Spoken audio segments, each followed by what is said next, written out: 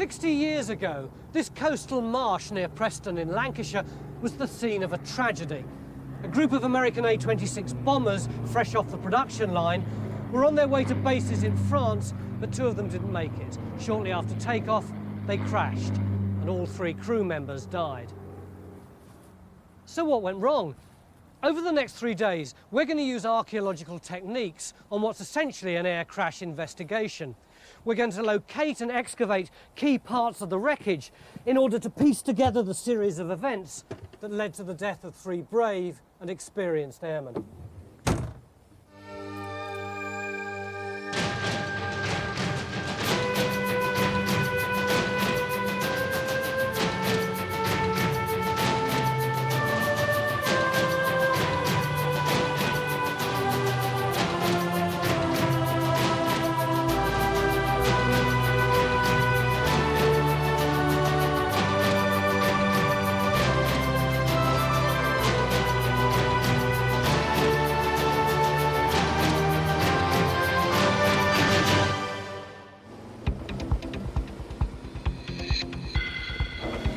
The area where the planes crashed is a couple of kilometres from the edge of the marsh. It's very difficult terrain, so we need to use specialised vehicles to move around.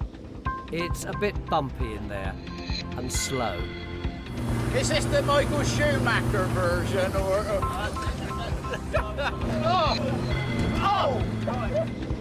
The marsh is a site of special scientific interest, protected land because of its bird and plant life. It's situated here between Preston and Blackpool. The planes took off from this airbase at Warton, which is still in use today.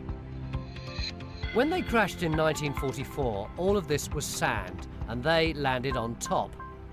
One plane broke in 2, the other was burnt out. All 4 engines separated and fell in different places. Since then, silting has resulted in the planes being buried, so they should be well preserved, which is very rare. We know where some parts are because of a couple of bits which stick out of the ground. Tim, is this part of an A-26? Yep, that's the tail of one of them. Reassure me, are we being archaeologists and not just rather ghoulish scrap metal merchants? Archaeology is a forensic investigation of the past. Here we have a plane buried beneath the soil. That's archaeology. What we're going to do is take it all off, back down to the original ground surface and see how it was and what we can learn about that. Steve, you're going to be doing the crash investigation for us. Is archaeology going to help you? Well, it's all we've got. I mean, I can't work with this. It's all buried. I can't see it. I need it returned as near as we can to November 1944. So Steve's going to be like one of the finds experts on a normal time team. You dig the stuff out and he tells you what it is. That's right. I mean, I've got a little bit of one worry, though. I'm not sure we've actually got a finds bag big enough to put that in. Do we know there's likely to be much more of the planes other than that tail? Take a look at that. Look at the photograph of that. This is taken on the day of the crash in 1944. Now, we tried recovering the thing unsuccessfully in 1983, and this is what we uncovered. So if you look at this and you go forward, you're actually walking along now the rear fuselage of this aircraft, which ends about here. So if you're actually looking back at the aircraft now, so this is what you stood on. Where do you want to start, Tim? Well, I think we'll start with the known. We have the tail sticking out of the ground here, and over there's an engine. So we'll start with the 2 bits we know and find the rest by doing some geophys. How are you going to do it? We get a big digger in, Tony. I mean, Russell didn't have the advantage of any machinery at all. We can work around, we make the hole a lot bigger than he could have done. We know from the photograph that all this material's built up since 1944, so there's not likely to be very much archaeology as we can strip that off, record it, and then lift it. Gently as you approach the metal, please, Phil, because, you know, I don't want gouges in the evidence. Don't worry, don't worry. Remember, I've still got great. this. Excellent. Thank you. Under this propeller, about 100 metres from the tail, there should be an engine. Geophysics are already at work. Using what is in effect a huge metal detector, they're trying to see what other bits of the planes they can find. This is where the propeller is. We open one trench here and another over the tail. In his trench, Phil's chasing the top of the bodywork at the tail of the plane. Oh! Whoa, whoa, whoa, whoa, whoa, whoa, whoa! What? Using the bucket will need care. This is where an archaeological approach will be needed to make sure nothing is damaged. Yeah, but it's not only that, it's on the skew, it's on the skew. Yeah, it is, and it's also... It is on the skew.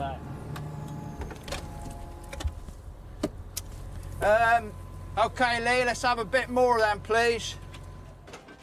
In the other trench, Kerry and Matt are looking for the engine attached to the propeller we saw sticking out of the ground. But it's not that simple. We've got the propeller there, but Yeah, we're not that's sure the blade whether... of it just sticking out. Yeah, but we're not sure whether the engine's running that way, or it could be the blade could be completely twisted when it crashed, so it could be running either this way or that way as well. So. Oh, see if you've got a step in. Most of the two planes seem to be concentrated in a relatively small area. For 25 years, Russell and some friends have been trying to locate them and excavate them. They found some parts but couldn't get them off the marsh, like this gun turret, and this, which is an undercarriage leg. These will be lifted during the day and taken back to the incident room for examination. Meanwhile, we've got a pump at the ready in case we hit water, and we've also got the bomb squad in case we hit something more dangerous. That looks like an entire wing section with engines attached to it. Oh, really? There. In the incident room, Stuart and Steve Moss, our air crash investigator, are trying to piece together the events as we know them. These photographs give a good... On November the 29th, 1944, a number of aircraft took off from Warton Air Base near Preston.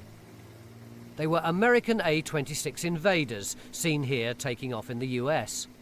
They were a brand new type of American bomber plane, only brought into active service 10 days earlier. The weather in Europe was awful. The pilots waited as long as they could until it improved a bit before taking off for France to reinforce the troops for the final push of the war into Germany. On takeoff, the weather was still poor. Within minutes, 2 of the planes crashed. 3 airmen died, 2 pilots and an engineer. Their bodies were removed from the site. Stu, can we get much of a clue about what happened from the original crash report? No, not really, Tony. This is a copy of the original report here. The cause of the accident is unknown. It is assumed from witness statements that the airplanes collided while the formation was being assembled and before the pilots had reached their assigned positions. There are a number of witness statements which they refer to, and I think we're going to have to go through these quite carefully because they give contradictory statements. One says an aircraft exploded, others say they collided. But what about the aircraft itself? What parts of it are going to be really diagnostic for you? We will certainly be looking at the aircraft structure, the skin of the aircraft, the propellers, the engines. Be interesting to know whether the landing gear was up or down, things like that. So basically, you want us to pull the planes out? Yes, please. Out on site in the trench with the tail in it, Phil's very quickly made real progress. It's very, very thin, but it's solid though. it's pretty solid. Now what I want to do, dead keen to do, is to actually truncate it. In other words, find out how deep, how far we got to go, and it looks like that's the end. So I reckon a couple of sweeps with a bucket, Right. and that we got it that end, we got it this side. If we get it that end, and then we define that side, we're there. We've got the back end of an aeroplane.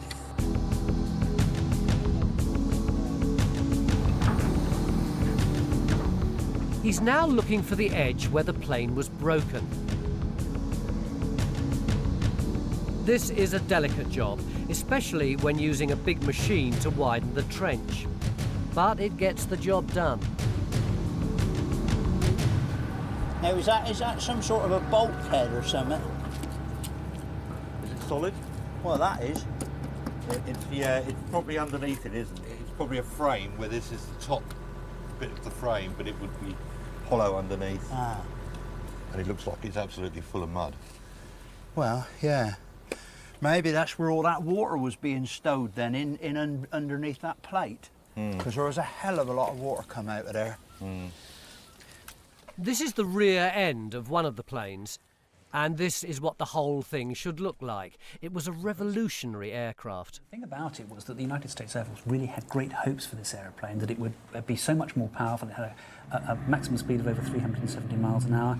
It could carry 1,800 kilos of bombs, which is a considerable load for an aircraft of this size, and it could carry it further than any other existing light bomber.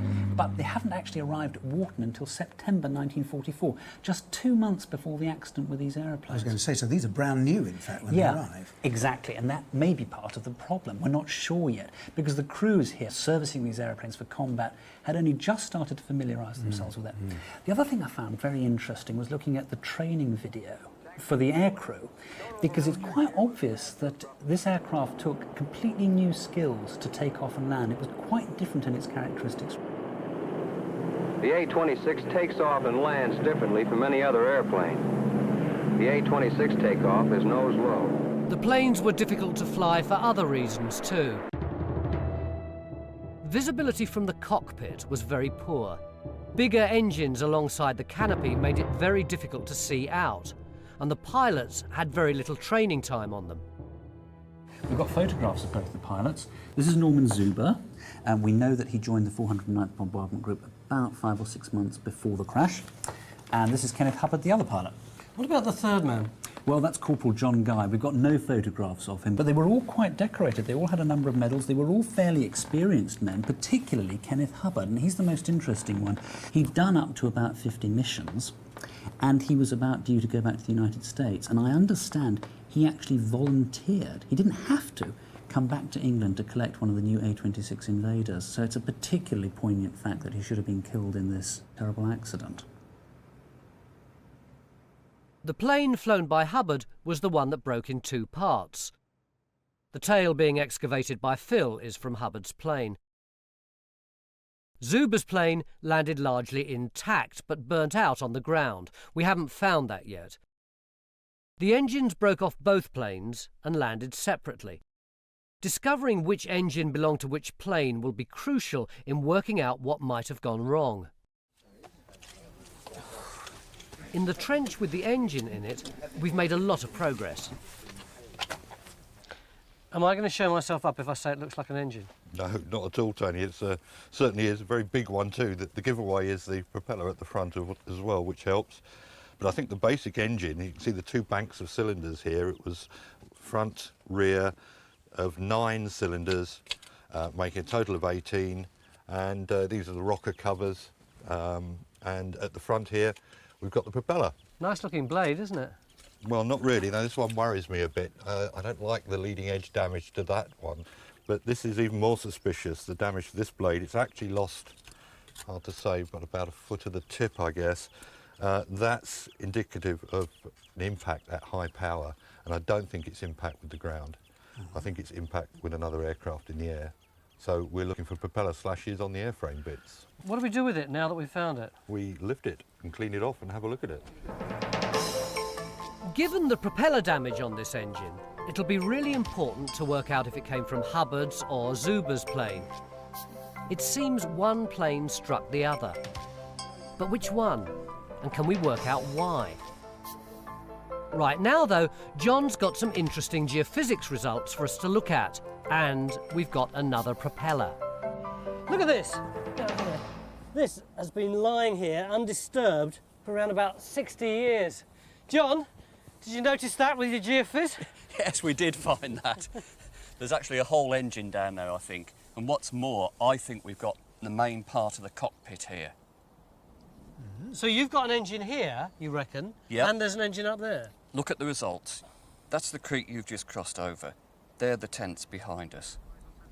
At that point, you've got the propeller in the ground with a big engine there.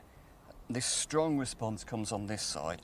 I think that's the back of the cockpit, and you've got sort of shielding behind the pilot there. So you'd have the cockpit, the main part of the fuselage, coming here, with a tail at that point there. But we've lost that, and it's over there where we're digging. This engine, that's gone, and that's what we're digging over there. You'd have had the wings coming out here, and then couple of strong anomalies there. You've just drawn a rather arbitrary plane for apparently no reason at all. Where are these wings? Well, we haven't surveyed that bit yet, but I'm convinced they're there. Is that plausible? Well, it's possible, but are you saying really that that bit there is a wing? No, I think that's lost. I think we've got maybe metal along the edge of the creek. But that's the basic plan. I think we're on the core of the plane here.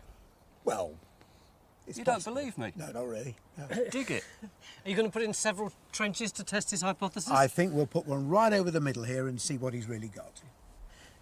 Well, remember this at the end of day 3 and see how that marries up to what we find. It does rub out, though.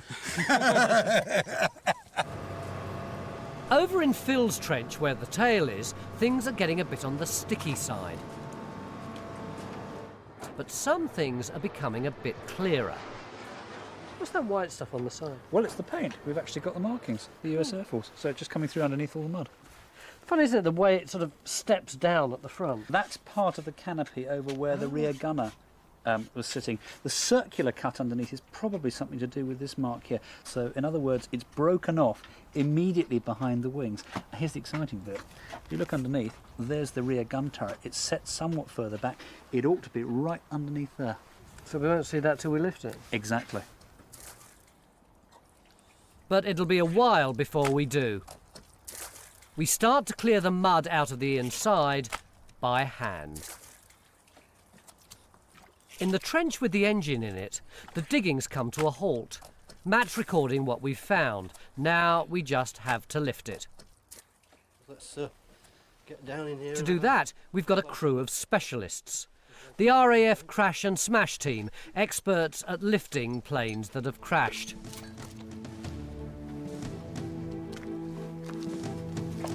All the archaeologists can now do is sit back and watch. This engine weighs about 2 tons now, what with all the mud attached to it. We're worried that the engine and the propeller will separate when we try to lift it.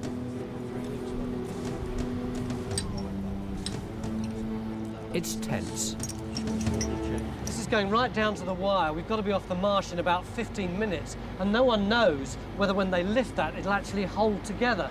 So, fingers crossed.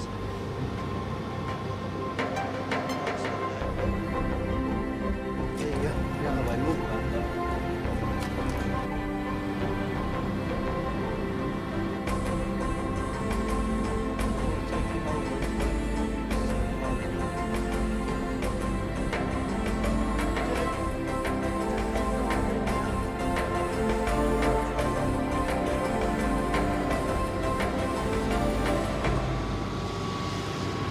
Excellent, what a fantastic way to end the first day.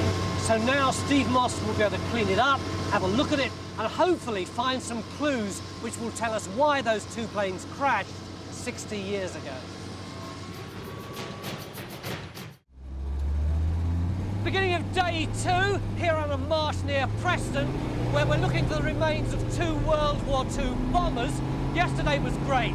We got an engine and we got a tail, and that only leaves us 3 more engines and a fuselage and 2 wings left to find, not to mention all of the other plane. And any of that shopping list could give us the clues that we need in order to work out why the 3 airmen aboard died back in 1944. That's some tall order, given that we've only got 48 hours left. What you got there? Looks like a swimming pool, Tony! First port of call for me this morning is the new trench we decided on yesterday. If John's right, this should have the front end of Hubbard's plane in it. It's where we found that other propeller. This is the trench over here that we were hoping to dig yesterday and didn't make it, where we think the cockpit is. Tim, this trench is pretty impressive. Well, it is. We hoped we'd come down onto a bit of the plane, and we've got here one side of it right in front of you. Oh, this here? Yeah. In fact, we're pretty confident this is the cockpit. This is one of the struts, which means we're on the... this is the outside, this is the inside, and the other side should be over there. I can see it's curving this way, isn't it? Yes, that's right. So have you found anything on that side? Well, there is metal showing up over there. It's where about, Lancashire is? Yeah, that's right. It's about 4 or 5 feet, which is about the width I understand that these things are. it's going to take forever getting this cockpit out, given our experience of the tail and the engine yesterday, isn't it? And we've got this engine. If we find 2 more wings, it's a heck of a lot of work in 2 days. It's quite a lot of work, but I'm not that worried. You never are. Well, perhaps not, but we know which way it's lying. That's the key thing. Yeah. If we'd had to come down onto it and we hadn't known what we were dealing with, we could have spent ages working around. Now we know which way it's lying. We know, we're pretty sure because of the engine which is the front. So we just extend out and do the best we can. Whip this out, whip the engine out, find the wings, bosh, bosh, bosh. Absolutely. We now have 2 trenches open. Yesterday's trench, where we found the engine, is now closed. Phil is still excavating the tail of Hubbard's plane here.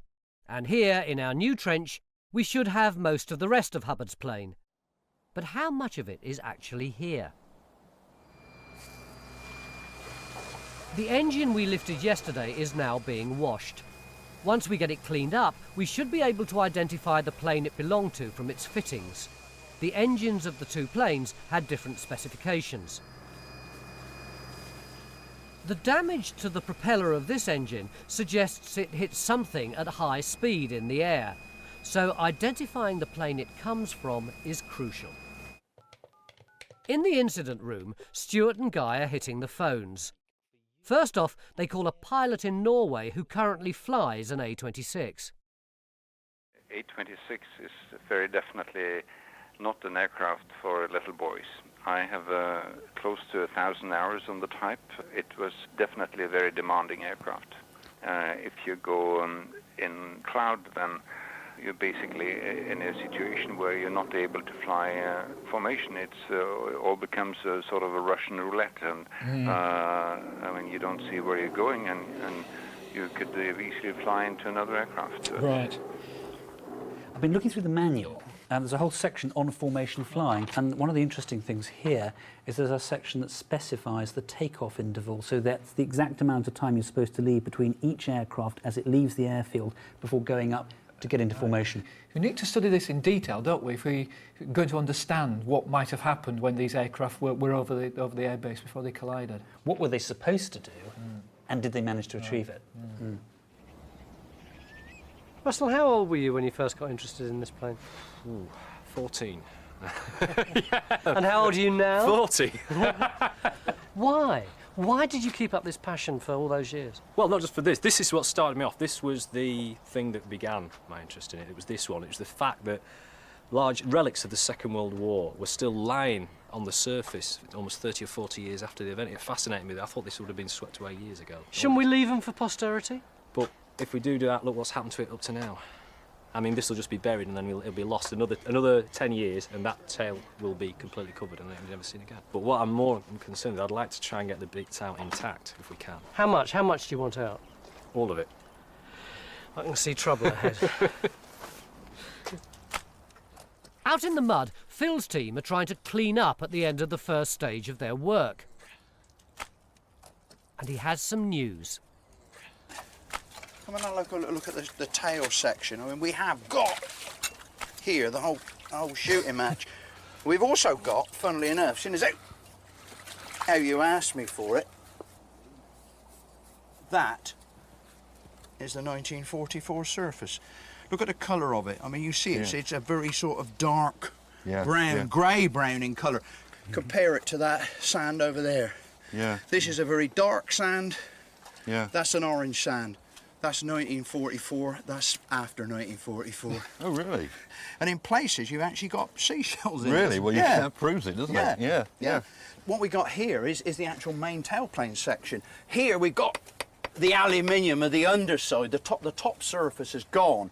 But in between we've got the main ribs that hold the whole thing together. And then beyond that, I mean, literally all we've got is the skeleton of the main flap. Elevator. Flap? Elevator? Elevator. Well, I call it a flap anyway. It's the bit at the back that goes up and down. That'll do, yeah. It's actually a very flimsy structure anyway, relatively, because it's normally fabric covered, so you've just got the ribs. And that's it. The tailplane elevator are great. It's filled in the last bit of the jigsaw, which was, is it there? Yes, it is, and it's there from root to tip. So that hadn't come off in here. That's an important bit of information, and we haven't actually seen that before. Phil begins to record this before we lift it. It must be one of the biggest finds he's ever dug. It's still a wonderful piece of archaeology. It's a bit different from what you usually do, isn't it? Well, I mean, it is and it isn't. We are dealing with layers. There is the 1944 beach and there is the beach above it. We're dealing with an object. You clean all the way around it, you define the edges of it, and you record it. Yeah. So that if somebody says, where exactly was the tail section of this plane? Which way round was it? Facing, You know, you've got all that information. Anyway, you want to get in there and get yourself dirty. Come on, let's do it. Let's get it sorted. With the engine from yesterday now cleaned up, Steve is able to tell us that it comes from Zuba's plane, the one that burnt out on the ground. This means that we now really need to find evidence of propeller damage on Hubbard's plane, on the tail being excavated by Phil, and in the other trench where Tim's working. You may remember that yesterday evening, John drew this little picture of an aeroplane on his geophys, which indicated that somewhere down there was an aeroplane, and it was entirely speculative, and he put in these wings, which nobody believed. Come and have a look, Steve. Look what we've got here. You are the god of geophysics, John. What do you think, Tim? OK, I was wrong. There is a little bit of an aeroplane here. What have we got? Well, we've got the cockpit in the middle. As predicted. And right at the front, we have the nose. Also as predicted. Don't crow, John. Further back, there's the bomb bay behind, and then where these two are, there is a gun turret that's collapsed. And I have to say, it is true, we do appear to have wings. This in front of me is still going on under your feet, and Raksha, your wing's still going at the end, isn't it? It certainly is, Tim. So, we have much of a plane. Pretty good, Steve. Yeah, amazing. What does it tell us so far? Well, looking at it, I can see this left wing has had a big problem. It's missing the leading edge, which is where Tim is, and it looks to me like there's a big hole. There's no skin on there, is there? No, nothing there at all. This wing, I wouldn't be surprised if it stops pretty soon under here. So what do we need to do? For a start, I want to see where this wing ends. I want to see the break in the fuselage over there. I also want to check that we've got an engine under there. I want to check that the wingtip goes all the way out. There's a lot more digging to be done, Tony. So, great geophysics, very good archaeology, but we need to do 10 times more. A good start. This is a big ask from Steve. This is Hubbard's plane. Is this wing broken off short? If so, might it have been hit by the propeller from Zuba's plane? How does the rear end of this section of the plane match up with the tail found in Phil's trench? And what might have caused this break? And does this wing, or the engine under here, show any signs of damage? This trench is going to get very big. Over in Phil's trench, we've had to come to an uncomfortable decision. This piece of the tail is really delicate, and there's a real danger that it will all fall apart if we try to move it in one piece.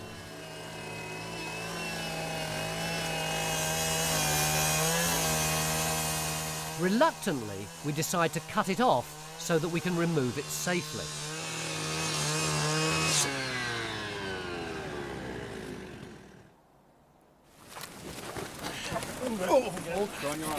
Hey? Hold it. It's all right.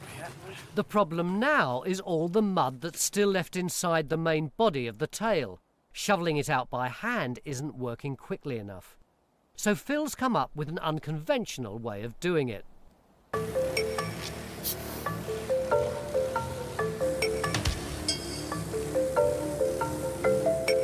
But shifting this lot isn't easy. We reckon there's about 6 tons of mud inside this tail.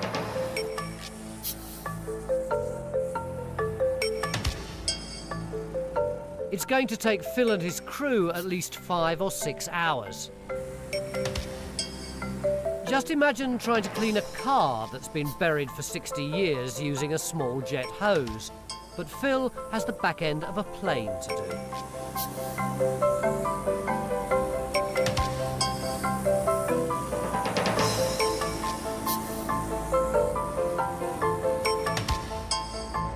Hard day at the office then, Phil?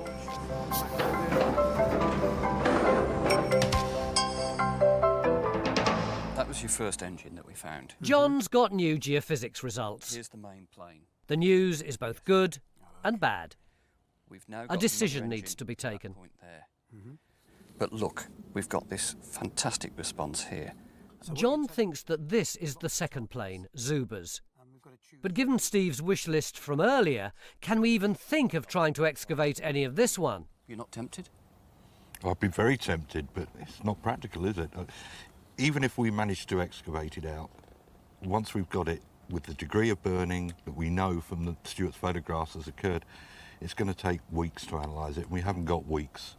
So I think one complete aircraft is better than two incomplete ones. And at least we've pinpointed then where we think the second plane is and where the engines are. So if something... This is an important decision. We now won't get everything out. So all the evidence we need has to come from the front end of the plane in this trench and from the tail in Phil's trench. Back in the incident room, Stuart's still trying to work out how difficult formation flying was during the war. This pilot flew A-26s. What was the visibility like out of the cockpit of the A-26? Excessively limited. If you looked out of the cockpit to the left, you looked right into an engine itself. You could see above that, but you couldn't see what was right next to you. So that it made that close formation flying that we were accustomed to impossible. That was a little hairy sometimes because as often as not during a formation flight, you couldn't see, you never knew where the rest of the guys were.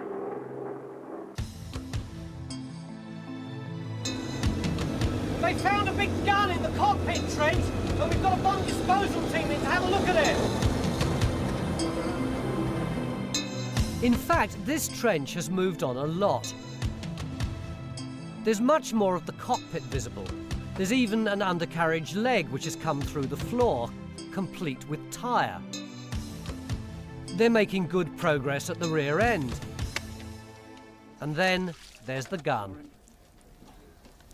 Could there be any live ammo in there anywhere? There's a chance, yes. There's very possibly one round cocked into the breech. Where's that? The breech is down here. So we'll have to check this. If I can't identify whether it's safe here, I'm going to have to X-ray it. In situ? No, we'll have to take it out. Oh, take it out even though there might be a bullet that's right, inside it? Yeah, yeah. What do you reckon, Kerry? Does that seem pretty secure? Every time I take a little bit more out, it's getting looser and looser. A few minutes ago, I couldn't move any of it. Oh, yeah. Okay, let's see if we can move it. Digging this out without knowing whether there's a live round in the breech or not is a bit of a worry. Oh, yes. Right.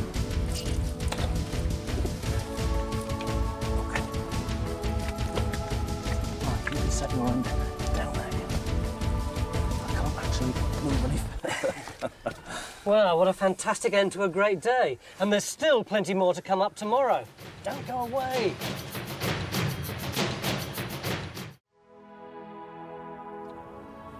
Flipping out, Phil, she looks like a beached whale. Yeah, I know, and I mean, whales aren't supposed to be beached, are they? Their natural environment is the water, and that one's natural environment is the air. It doesn't look at all healthy. The more dirt we've taken out, the more you realise it's just riddled with holes. Shouldn't you be pumping that water out? No, it doesn't matter at the moment. I mean, at the minute, that's our best friend because we can actually use that water as a source to actually jet water inside to get all the dirt out. If we lifted it now, the weight of the muck and the weakness of the aluminium, it would just fall to bits. She's never going to come up in one, though, is she? I sincerely hope she does. I mean, you know, it won't be for want of trying. There's frantic activity at the big trench with the cockpit in it. Lots of people doing lots of digging. But are they going quickly enough? Archaeology is always a pretty slow process at the best of times, but in this mud, it's virtually at a standstill. As soon as you put your feet in it, you have to whip them out quick, because otherwise you get completely stuck. Have we got a strategy today, Tim, or are we going to spend the entire time trying to get our wellies out of this stuff. We do have a strategy, yes. We were just looking at this propeller here. So is this another blade of the prop that was sticking out up there? Yeah, absolutely. It's the one we saw before. So the question is really, do we have to get this one out? Do we have to get it out? Yes, I think you do, Tim. It's most important. For the same reason that it was important with the other engine and propeller, this is important as well. I'd like to see all three blades. So that's another few metres on the edge of your trench? Well, I think we knew that was going to happen, didn't we? Yeah, we've got this to take out, and also we need to chase the wing that we saw part of yesterday to get the end of it. When you say get them out, we're not going to be able to lift all this, are we? Oh, no, I don't think we have the resources for that. What we can do is to expose it all so that Steve can really see what was going on. We will lift some things, though. There's a couple of guns at the back that the bomb squad are helping us with.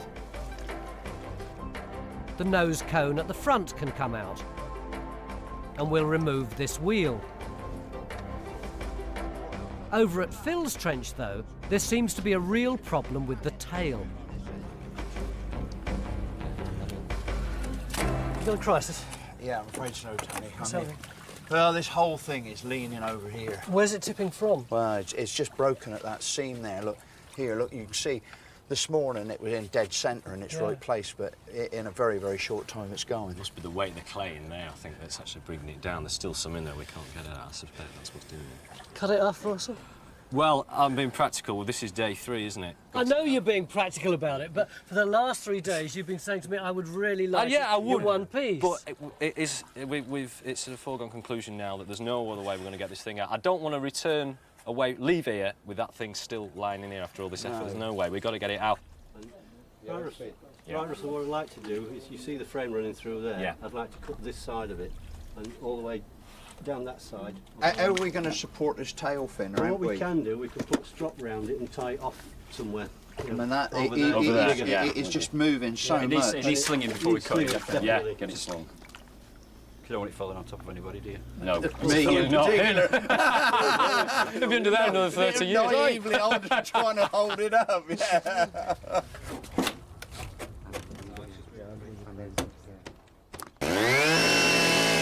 For all of us, not just Russell, this is a painful process.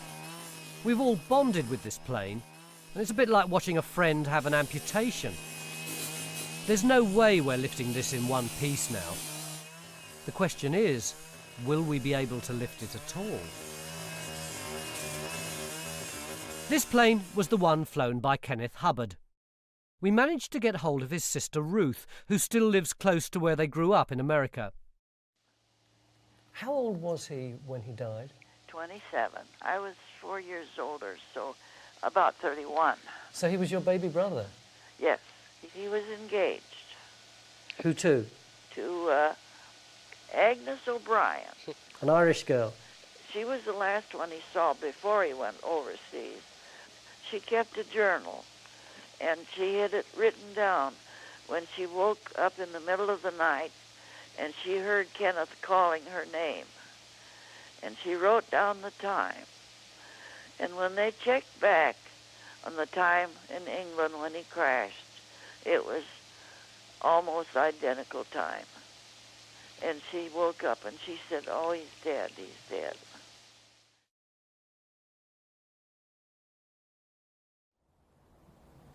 In the big trench with the cockpit, Steve's becoming very keen to see the end of the wing that Matt's chasing. He's beginning to put together a theory. Well, as we predicted yesterday, there's no more wing outside here, so this wing has broken off, outboarded the engines. As I'm working on a theory that the other aircraft has come up from behind and his left wing has crashed into this left wing. So they're actually on top of each other in the sky? On top of each other, and has broken the wing, and that's what caused it. But it is only a theory. Yeah, I need to get back. Not at all sure. Back at Phil's trench, the RAF have almost finished cutting the tail fin in two.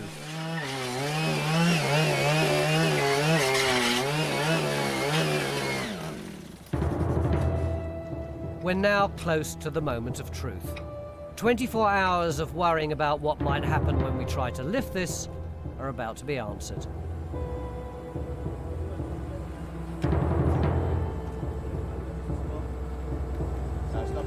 Stop. There's real tension in the air. Just here at Creek? Yeah.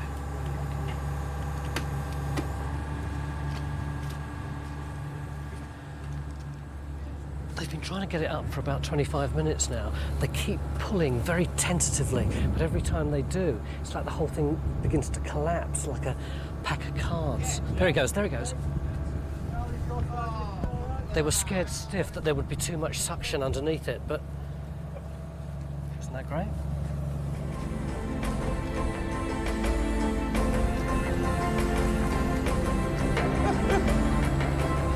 So that's been able for 60 years. Think you'd see the bottom of that? Underneath this piece, the floor is crushed inwards, but there doesn't seem to be any propeller damage to it.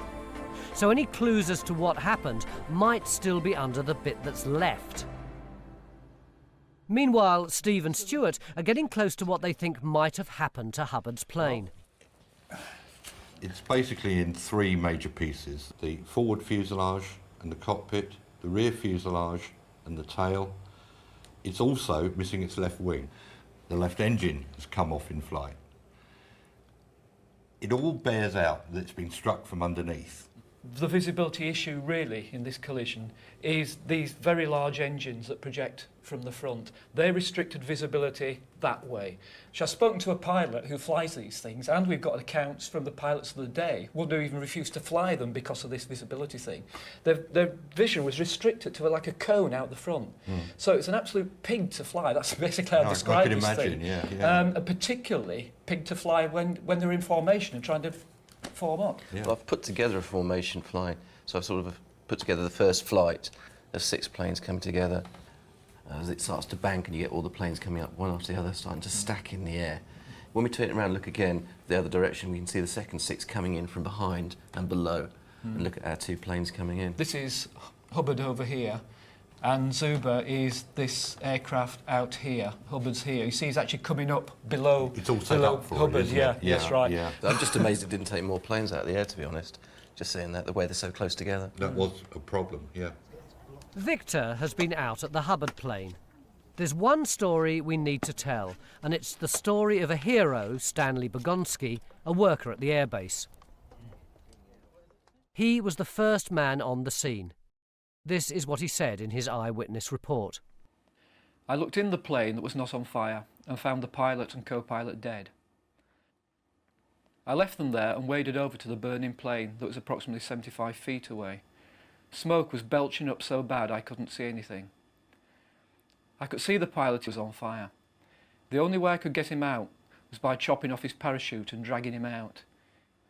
The smoke was getting so bad I had to give away for a while. I had to stop once when I was dragging him out as I got on fire myself. The whole procedure took about 3 hours in all. For this action, Sergeant Bogonsky was awarded the Soldier's Medal. Back on site, we're lifting things thick and fast. We lift an engine out of the cockpit trench. There's no real damage to it, so it can be disregarded as a piece of evidence. In Phil's trench, the work's now done, and we're lifting the rest of the tail. Will the clues we need be underneath? Well, it still holds one surprise. The bottom has disappeared. What do you reckon's happened to it, Steve?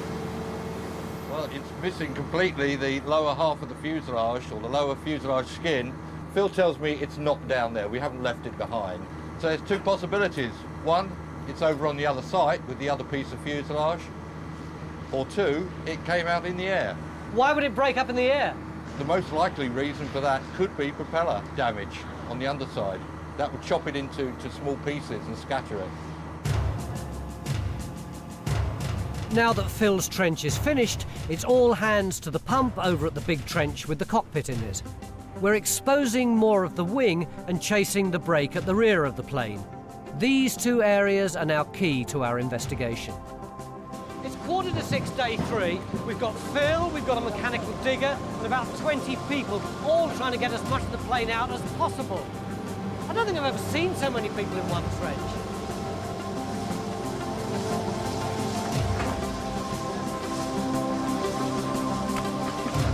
Fantastic job, Tim. How far have we got? Well, we've cleaned this end of the wing as we said we would. We are working against the rising tide here. With the back of the plane, we've cleaned back, pretty much got to the bottom at one point, but we haven't quite finished, mainly because of all the extra bits we can't interpret that we found at the back. What does all this tell us, Steve? Well, starting with the broken left wing, it confirms the earlier hypothesis that the other aircraft's wing has rammed into the back of this one, into the rear spar, causing the wing to fail. And that's why we haven't got it on site. We can really identify an aircraft here, in front, over the wing, but when we get back to this area, which is the sort of gunner's compartment area... It's all mashed up, isn't it? It's a mess. It looks like it's been through a tumble dryer. I think that's very significant. So do you think that that was hit by the propeller? I think there's a high probability that it was.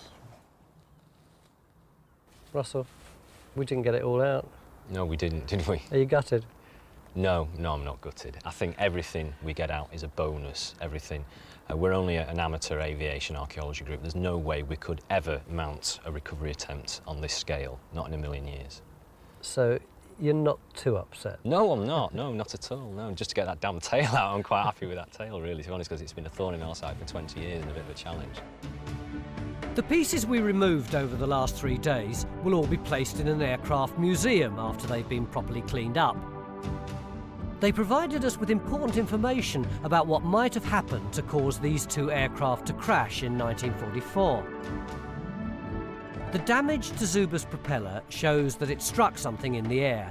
We now know that it hit Hubbard's plane at the rear of the gunner's department, causing the plane to break in two. And this missing wing is further evidence of a collision in the air. Putting it all together, we can say that Hubbard took off as plane number 6 in the first flight. Behind him was another wave of planes forming up. Zuba was number 2. The weather was poor, visibility not great. Zuba, flying solo, lost sight of the plane in front and did what he was supposed to do. He dropped down and had a look around. When he came back up, he couldn't see Hubbard's plane. He hit the bottom of it. His left wing caught the left wing of Hubbard's. His propeller smashed through the other plane, causing it to break in two. The fuel in his wing tank started a fire, which caused his plane to burn as it hit the ground. These were experienced pilots, but new planes which were difficult to handle, with poor visibility and bad weather, all came together to cause their untimely deaths. After this accident, pilots of A-26s rewrote the rules. They changed the way they flew in formation to give themselves a better chance. Never again were two A-26s to collide in the air in more than 30 years of service.